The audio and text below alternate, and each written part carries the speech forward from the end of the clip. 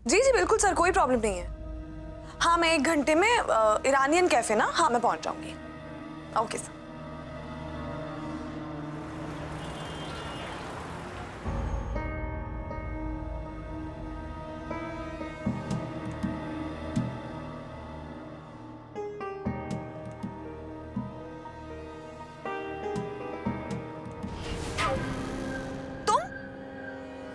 तुम यहाँ क्या कर रहे हो? अमा तुम मेरा पीछा कर रहे हो, तुम्हें शर्म नहीं आती? जाओ यहाँ से, मुझे मिलना है यहाँ किसी को, किसी का वेट कर रही हूँ मैं, निकलो। माहिरा, ये बात बार बार कहकर तुम सच को झुठला नहीं सकती। और वैसे भी मैं तुम्हें यहाँ परेशान करने नहीं आया हूँ, बस साथ में 1 कप कॉफी पीने आया हूँ। देखो एकदम डिसेंट हूँ। मैंने तुमसे कहा ना मैं।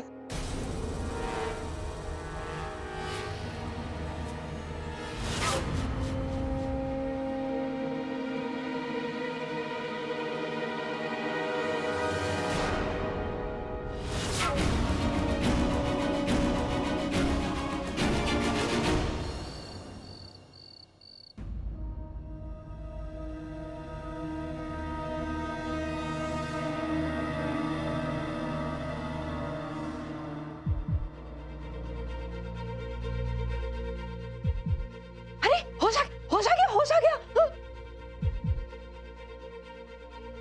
क्या हुआ? आप लोग ऐसे क्यों खड़े हैं? कुछ नहीं, तुम ठीक लग रहा है ना तुम्हें? क्या हुआ था मुझे? अल्लाह, आप बेहोश हो गई थी वहाँ रेस्टोरेंट में। डॉक्टर आए थे आपका चेकअप करने, शायद आपको फूड पॉइजनिंग हुआ है। वो तो अच्छा हुआ कि मेरा मतलब कि हमारा अमाद वहाँ ही था, तो आपको घर ले आया। थैंक यू सो मच अमाद, तुम माहिरा को घर ले आए। पता नहीं अगर तुम वहां नहीं होते तो क्या होता। इसमें थैंक्स की क्या बात है अरमान भाई? इंसान तो अपनी फैमिली के लिए क्या कुछ नहीं करता, और आप सब भी तो हमारी फैमिली ही हैं। और आपने ही तो हमें कहा था माहिरा जी के ऊपर नजर, मेरे मतलब है माहिरा जी का हमेशा ख्याल रखने के लिए।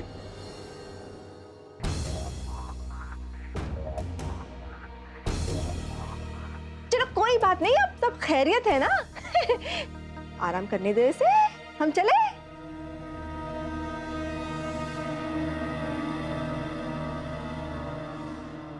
अरमान भाई, हम वहां थे ये तो अच्छी बात है, लेकिन आप भी जानते हैं कि ये कोई इत्तेफाक नहीं था। आपने हमें कहा कि माहिरा जी पे नजर रखो, उसके बाद उनके एडिटर का कॉल आया, वो उनसे मिलने जा रही थी, तो हमने सोचा हम भी पहुंच जाते हैं, शायद वो जो उन्हें परेशान कर रहा है वो भी वहीं मिले। तो हम पहुंच गए, पर वहां वो अपने एडिटर से नहीं किसी और आदमी से मिली। माहिरा एक बहुत ही पॉपुलर कॉलमनिस्ट है और उसके बहुत सारे फैंस भी हैं। हो सकता है ये भी एक उसका कोई फैन। लेकिन अरमान भाई, हमें लगता है ये जो फैन है वो माहिरा जी को बहुत अच्छे से जानता है। मतलब हमने आसपास के वेटर से पता किया तो उन्होंने बताया कि ये आदमी वहां अक्सर आता है। कुछ शाहिद नबी नाम है उसका। और अरमान भाई, माहिरा जी हमसे वहां अक्सर मिलने जाती हैं।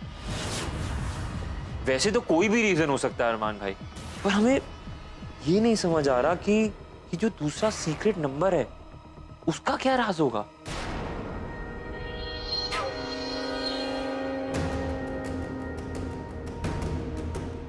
लेकिन हो सकता है कि वो आदमी माहिरा को परेशान करने की कोशिश कर रहा हो। हाँ, पर कोई भी बात हो वो आपको तो बताएंगी ना।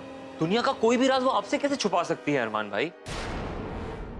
हाँ, हमें भी लगा कि वो माहिरा जी को परेशान कर रहा होगा, इसलिए हम उसके पीछे गए, हमने उसे धमकाया, मारा भी। पर फिर अरमान भाई, उन्होंने हमें माहिरा जी के बारे में ऐसी बातें बताई जो हम आपको बता नहीं सकते। उसने बताया कि उनकी पीठ पर एक निशान है। हमने सोचा कि ये बात आपके अलावा किसी और को कैसे पता हो सकती है अरमान भाई?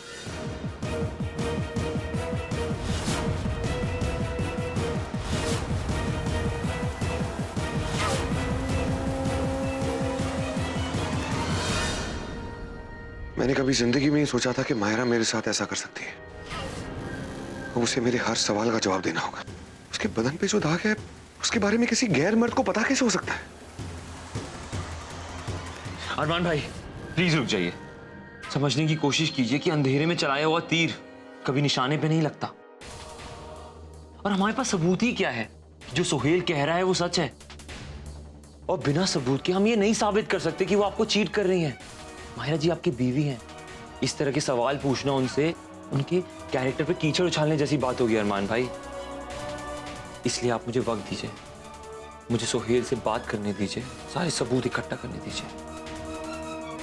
उसके बाद हम माहिरा जी से पूछेंगे। तो फिर मैं करूं तो क्या करूं? इंसान दर्द के साथ जिंदा रह सकता है लेकिन शक के साथ नहीं जिंदा रह सकता। रात रात भर मुझे नींद नहीं आती। अरमान भाई मैं समझ सकता हूं कि आपके दिल में क्या गुजर रही है, पर सच को आने में वक्त लग सकता है, पर सच छुप नहीं सकता। आप प्लीज प्लीज थोड़ा सा रुकिए और हम पे भरोसा कीजिए। हम सच आपके सामने लाके रहेंगे।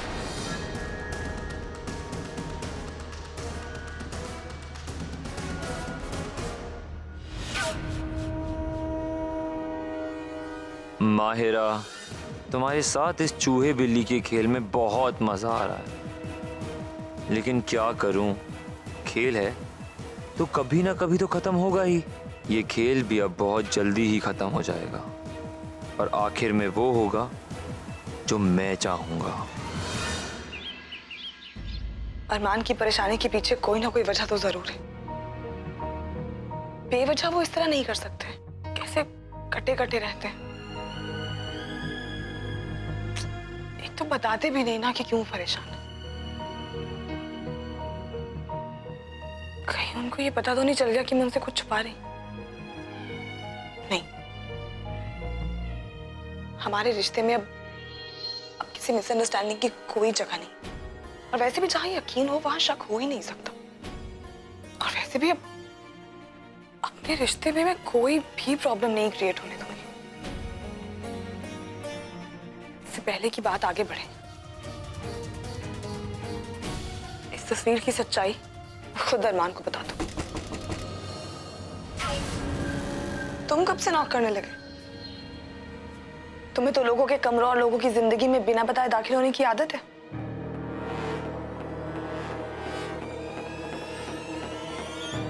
माहिरा, इंसान को वक्त रहते अपनी गलतियां सुधार लेनी चाहिए,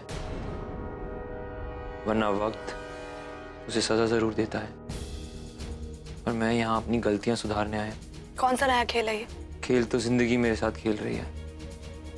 मुझे नहीं पता कि तुम मेरी बातों पे यकीन करोगी कि नहीं, पर मैं एक ऐसी जिंदगी जी रहा हूँ जहाँ कहने को तो सब मेरे हैं, लेकिन अपना कोई भी नहीं। मैं तो सिर्फ इस तस्वीर की सच्चाई जानने की कोशिश कर रहा था, जिससे साफ है कि मेरा निकाह एक ऐसी लड़की के साथ हुआ है जो हूबहू आपकी जैसी है। पर मैं गलत था। मैं जानता हूं कि तुम्हारा निकाह अरमान भाई के साथ भी हुआ है और अब तुम अरमान भाई के साथ बहुत ज्यादा खुश हो और मैं तुम दोनों के बीच में नहीं आना चाहता। अगर ये निकाह झूठा है तो ये तस्वीर भी झूठी है। मैं आपके और अरमान भाई के बीच में अब कभी नहीं आऊंगा। आई एम सॉरी माहिरा, मुझे माफ कर दो, पर अब मैं तुम्हारे और अरमान के बीच में नहीं आऊंगा।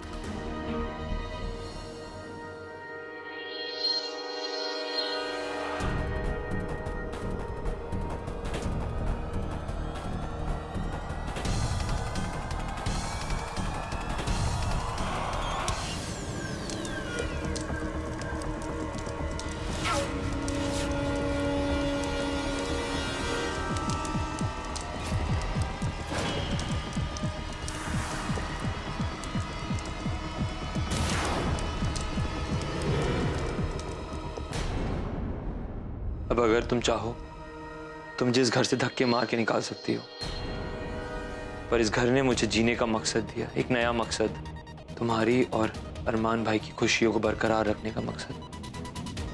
और अगर तुम बोलो तो मैं अभी जाके अरमान भाई को सब कुछ सच सच बता देता हूँ।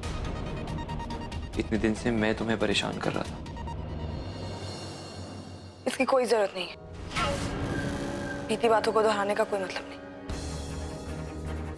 अब जब तुम्हें अपनी गलती का एहसास ही हो गया है तो फिर छोड़ो इस बात को। अरमान को बताने की कोई जरूरत नहीं। थैंक यू माहिरा, तुम्हारा दिल बहुत बड़ा है। मैं अल्लाह से दुआ करूंगा कि वो तुम्हें और अरमान को हमेशा खुश रखे।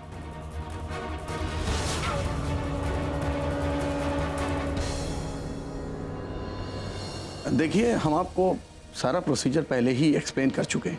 अगर आपको नई जिंदगी चाहिए तो आपको पुराना सब कुछ छोड़ना होगा। घबराने की जरूरत नहीं है, सब ठीक हो जाएगा। हाँ, ये सब कुछ प्लास्टिक सर्जरी से पॉसिबल है और ये फैसला आपको खुद करना होगा। देखिए, इसमें रिस्क तो है, आपके चेहरे में थोड़ा बदलाव आ सकते हैं, शायद इसके बाद आपको कोई पहचान भी ना सके। और हाँ, हमने वहाँ के डॉक्टर से बात कर ली है आपके हाथ के लिए। यकीन मानिए, एक नई जिंदगी आपको जरूर गले लगाएगी, ये मेरा विश्वास है। माय चाइल्ड, गॉड तुमको दूसरा चांस दे रहा है, उसको अपना काम करने दो। Take the chance. लेकिन इसके लिए तो बहुत पैसे लगेंगे ना, मेरे पास इतने पैसे नहीं हैं। ये देखो, जब तुम हमको जख्मी हालत में जंगल में मिला था ना, तब ये सब तुमने पहना हुआ था। ये लो।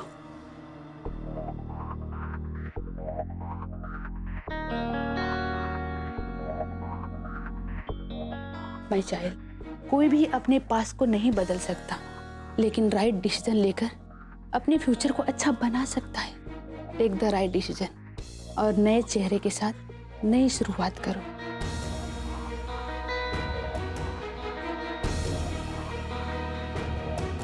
डॉक्टर, मैं तैयार हूँ। माहिरा जी, आपके और अरमान भाई के लिए 2 मूवी टिकट्स लीजिए।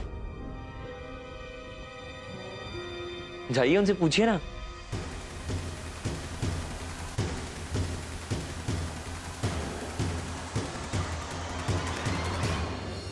अरमान, मूवी?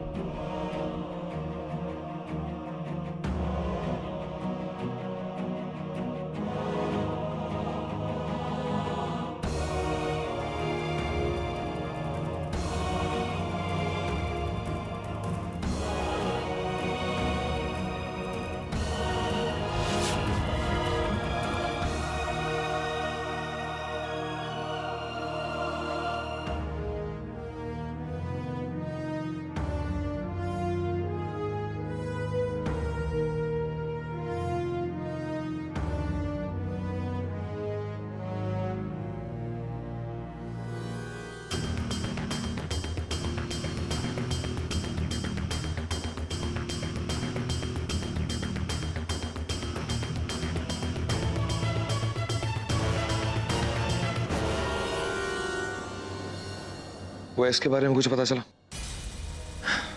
हम अपनी पूरी कोशिश कर रहे हैं अरमान भाई, पर अभी तक कोई भी सबूत हाथ नहीं आया है जो ये प्रूव कर सके कि माहिरा जी बेगुनाह है।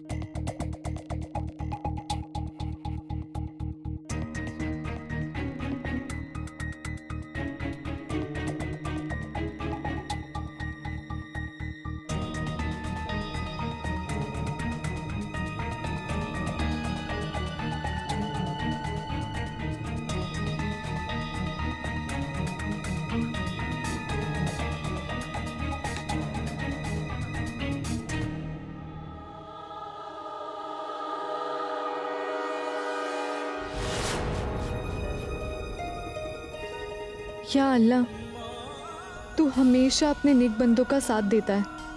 आज मुझे तेरे साथ की ज़रूरत है। मुझे ताकत दे कि मैं अपने साथ हुए हर जुल्म का बदला ले सकूं। मैं उस इंसान को सज़ा दिला सकूं जिसने मेरी ज़िंदगी बर्बाद कर दी, जिसने मेरी जान लेने की कोशिश की। आमीन।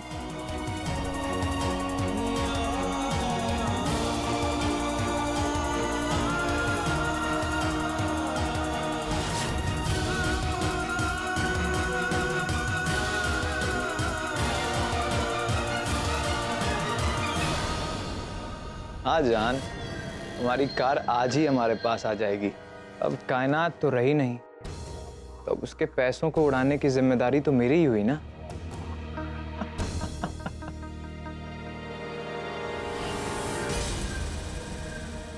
मैं तुमसे बाद में बात करता हूँ। आप यहाँ? बहुत अच्छा ऑफिस बनाया तुमने, काफी पैसे लगे होंगे नहीं? मैं यहाँ तुमसे ये पूछने आई हूँ कि कायनात कहाँ है। इतने दिनों से उसका फोन ट्राई कर रही हूँ, उसका फोन ही नहीं मिल रहा। उस ऊपर वाले से मेरी खुशी देखी नहीं जाती। उस लूली से छुटकारा मिला नहीं कि ये आ गई उसे ढूंढते हुए। अब इससे क्या बहाना बनाऊं? कायनात लंदन गई है। लंदन गई है? उसने तो कुछ नहीं बताया। वो एक्चुअली एक डॉक्टर हैं जिनका मानना है कि कायनात बिल्कुल ठीक हो सकती है, तो बस वो वहीं गई है इलाज कराने के लिए। शायद वो आपको सरप्राइज देना चाहती होगी, इसीलिए आपको नहीं बताया। वो तो ठीक है, लेकिन तुम यहाँ क्या कर रहे हो? तुम भी चले जाते हो उसके साथ? और वैसे भी वो प्रेग्नेंट है इस वक्त, उसके साथ ही होना चाहिए तुम्हें। हाँ, मैंने भी उससे यही कहा था, मगर कायनात चाहती थी कि मैं यहाँ रुककर उसके अकाउंट्स, प्रॉपर्टी की देखभाल करूँ। अब किसी ना किसी को तो ये करना ही था ना, तो मैं ही सही। और फिर डॉक्टर्स ने भी कहा कि वहाँ उसे कोई परेशानी नहीं होगी, और वो भी चाहते थे कि एक बार कायनात ठीक हो जाए, फिर वो अपना और अपने बच्चे का बेहतर ख्याल रख पाएगी। तुम जैसे आदमी पे इतनी अच्छी बातें सूट ही नहीं करती। कायनात से जैसे ही बात हो उसे कहो कि मुझसे बात करे। आपको मेरी बात पे यकीन नहीं है ना? ठीक है।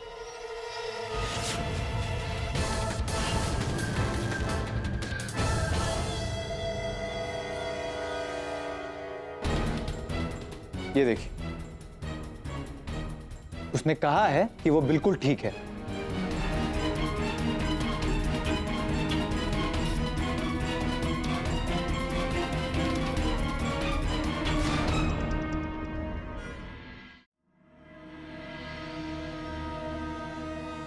मैडम, आपकी रिपोर्ट्स आ गई। शुक्रिया।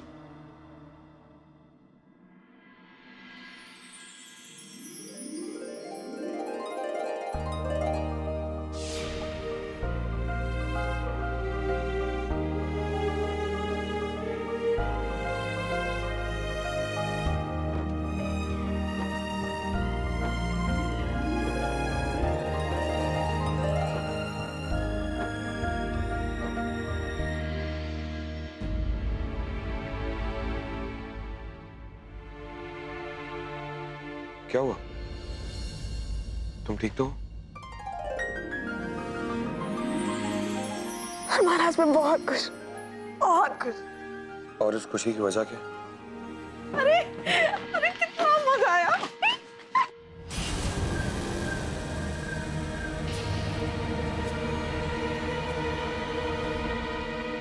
हर बात को बताने का एक वक्त होता है। निकाह के बाद हमारा फर्स्ट न्यू ईयर। कुछ स्पेशल करते हैं आप और मैं? ठीक है, तो आज हम दोनों साथ में डिनर करते हैं।